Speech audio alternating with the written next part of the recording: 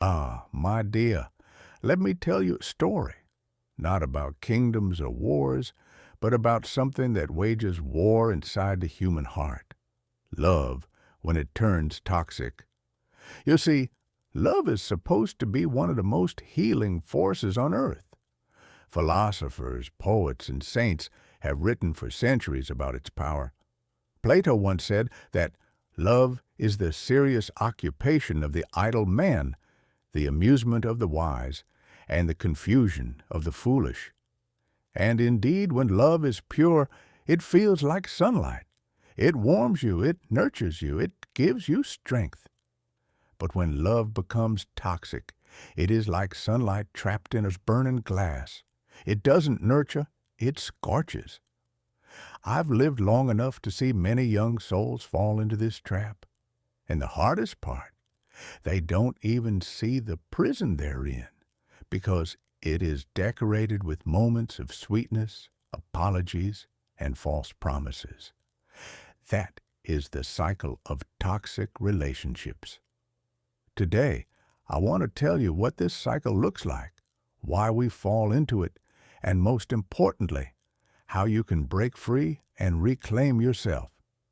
You might wonder, Grandpa, what exactly is a toxic relationship? Ah, let me explain it simply. A healthy relationship is like a garden. It needs water, care, sunlight, patience. It grows both ways. You water the plant gives you flowers and fruit. A toxic relationship, however, is like planting in poisoned soil. No matter how much water or sunlight you give, the roots are already damaged. It drains you instead of nourishing you. Here are some signs, my child. When love becomes control, when affection is replaced with criticism, when you walk on eggshells, afraid of saying or doing the wrong thing, when apologies are just words with no real change, when you keep shrinking yourself just to be enough. The danger is that toxic love often doesn't start toxic. It begins beautifully, charm, attention, passion. That's why it's so deceptive. It lures you in with sweetness before it poisons you. Psychologists call it the cycle of abuse. It has 4 stages. 1, the honeymoon phase. Everything is magical. They shower you with love, compliments, promises. You feel chosen, special. You think you finally found the one. 2, tension building. Small cracks appear, a sharp tone, a bit of jealousy. Maybe controlling who you talk to. You ignore it, telling yourself it's nothing. 3, explosion, a big fight. Shouting, insults, maybe even physical harm. You feel broken, confused, guilty. 4, reconciliation. They apologize. They cry. They promise to change. They might bring flowers, gifts, or speak the sweetest words. You believe them. Hope returns. And then the cycle repeats. Again and again, like a wheel that never stops spinning.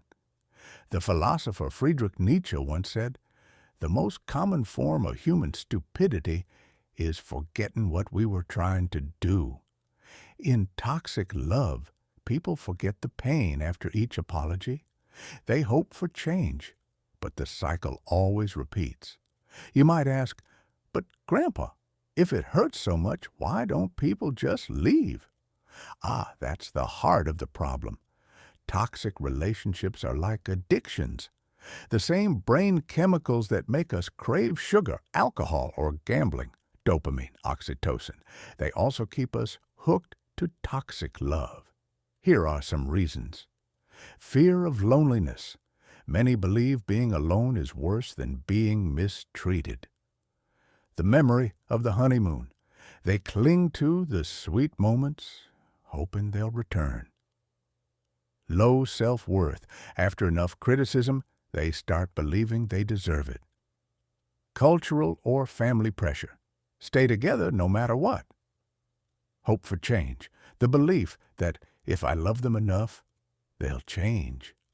I remember a young girl from our village. She was bright, full of laughter. But she fell in love with a man who belittled her dreams.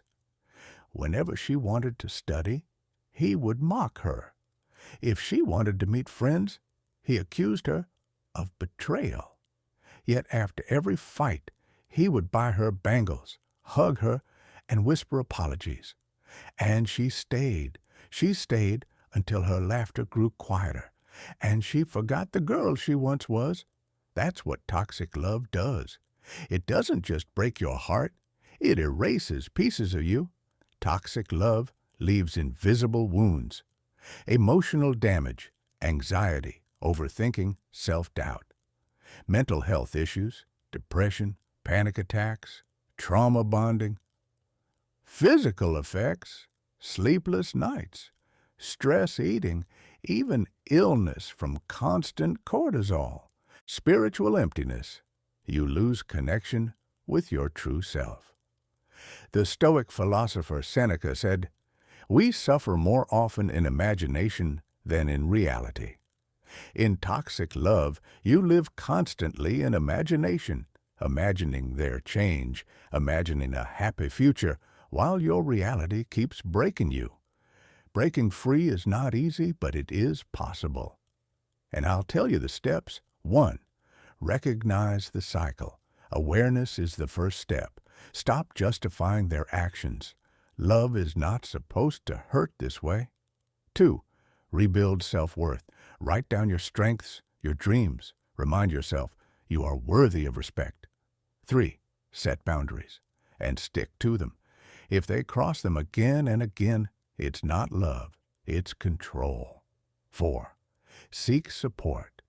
Talk to friends, family, or a counselor. Don't suffer in silence. 5. Plan your exit. Toxic partners often resist when you try to leave. Prepare emotionally, financially, practically. 6. Don't fall for the apology trap. Remember, words are easy. Patterns are truth. Yedinchi heal. After leaving, take time to heal. Journaling, meditation, creative expression, they help. At first, it will feel strange. The silence may feel heavy. You may even miss them because you were addicted to the cycle. But slowly, you will breathe easier. You will rediscover old joys, music, books, friendships. Your laughter will return. And one day, you will meet someone who shows you what love really means: respect, kindness, partnership. And you'll realize you were never asking for too much. You were just asking the wrong person. The great philosopher Rumi once wrote, "Try to accept the changing seasons of your heart, even if it feels like winter. For after every winter, spring always returns."